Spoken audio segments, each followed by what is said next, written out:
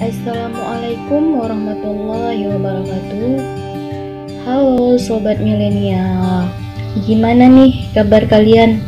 Semoga selalu dalam keadaan sehat ya.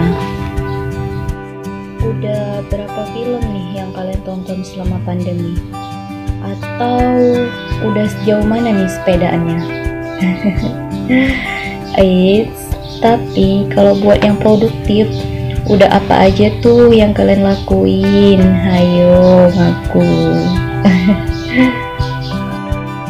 Oke. Sebelum lebih lanjut nih, alangkah baiknya jika kita kenalan terlebih dahulu. Dulu pepatah bilang tak kenal maka tak sayang. Tapi beda sama pepatah sekarang. Udah sayang ditinggalkan. Nggak gitu ya. Jadi perkenalkan, nama saya Reka Aruna. Saya salah satu mahasiswi IAI Erlangsa semester 8. Dan selamat datang di podcast pertama saya. Jadi sebelumnya saya akan ngebahas dan sedikit review nih. Gimana sih asal muasal adanya new normal itu? Jadi nih teman-teman, seperti yang kita tahu bahwa sejak bulan Maret virus COVID-19 mulai masuk ke Indonesia, yang makin hari makin menyebar dan gak bisa terkendali. Akhirnya pemerintah memutuskan untuk mengeluarkan kebijakan PSBB atau pembatasan sosial berskala besar. Gunanya itu untuk apa sih? Ya, untuk menekan penyebaran virus ini.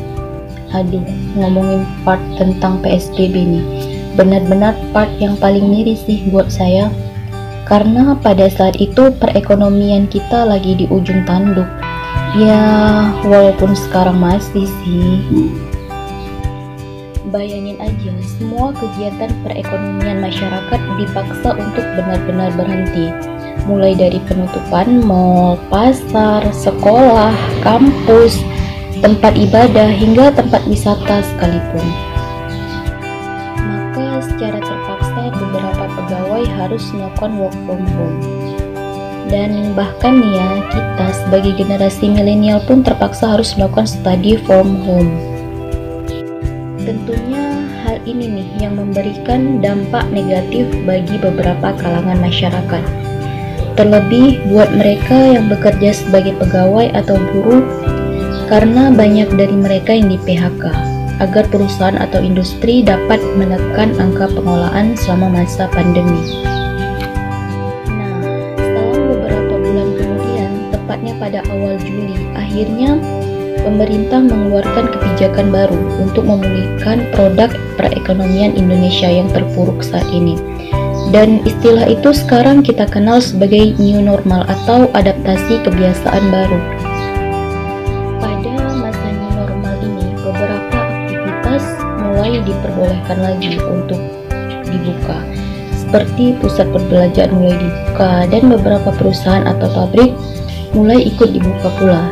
Namun, semua itu harus tetap mengikuti protokol kesehatan yang sudah ditetapkan, seperti wajib mencuci tangan, memakai masker, dan juga saling jaga jarak. Tapi, ada satu nih yang perlu kalian ingat. Mereka tadi yang kena PHK belum tentu akan langsung kembali mendapat kerjaan mereka. Sebuah pertanyaan besar muncul. Jadi, apa sih peran kita sebagai milenial dalam menghadapi era new normal seperti saat ini? Sebagai generasi milenial, kita nggak boleh diam aja. Kita juga harus bergerak menyelamatkan mereka yang mengalami permasalahan ekonomi selama pandemi ini. Jangan cuma menonton film, scroll IG, atau bahkan cuma rebahan di rumah. Katanya generasi milenial itu isinya orang-orang kreatif kan? Soal peran milenial nih, menurut kalian seberapa penting sih peran milenial di masa pandemi ini?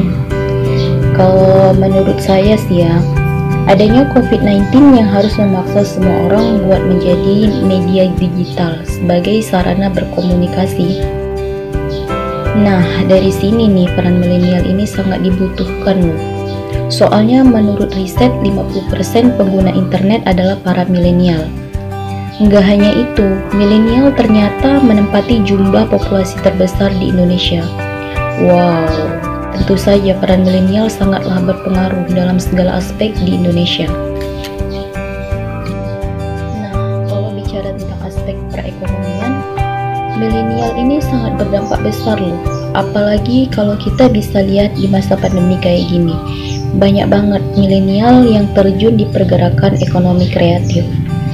Antara lain yaitu misalnya bagi adik-adik yang sekolah di SMK atau kalian yang alumni dari SMK jurusan tata busana misalnya, atau kalian yang mungkin punya kemampuan atau komunitas menjahit yang kalian bisa membuat webinar atau video tutorial menambah, membekali atau meningkatkan skill menjahit bagi masyarakat umum.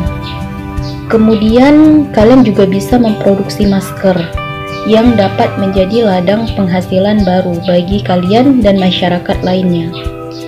Atau buat kalian anak SMK di bidang tata boga, atau kalian yang punya keterampilan dalam hal masak memasak atau buat kuliner, mungkin kalian bisa membuat inovasi makanan yang unik yang bisa menjadi daya ungkit roda perekonomian kita. Hobi fotografi, kalian bisa berkontribusi untuk membantu membesarkan produk UMKM melalui hasil bidikan kamera kalian, sehingga dapat meningkatkan daya jual beli dari produk UMKM tersebut. Kemudian, atau buat kalian yang hobi musik nih, kalian bisa membuat acara secara online melalui live Instagram misalnya. Kemudian buka donasi yang bertujuan mengumpulkan dana untuk membantu modal bagi masyarakat yang terdampak COVID-19, seperti yang kena PHK atau yang berpenghasilan menurun di bawah 50% misalnya.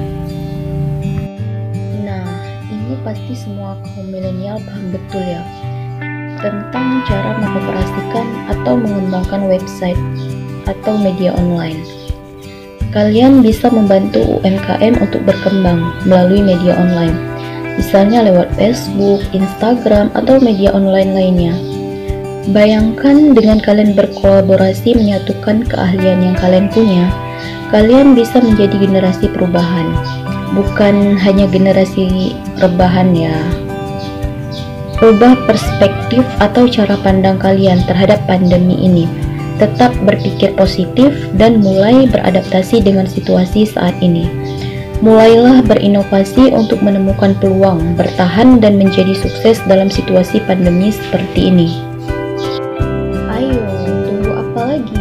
Buktikan generasi milenial adalah generasi yang cerdas dan dapat diandalkan, yang punya segudang cara untuk membangkitkan perekonomian ekonomi Indonesia.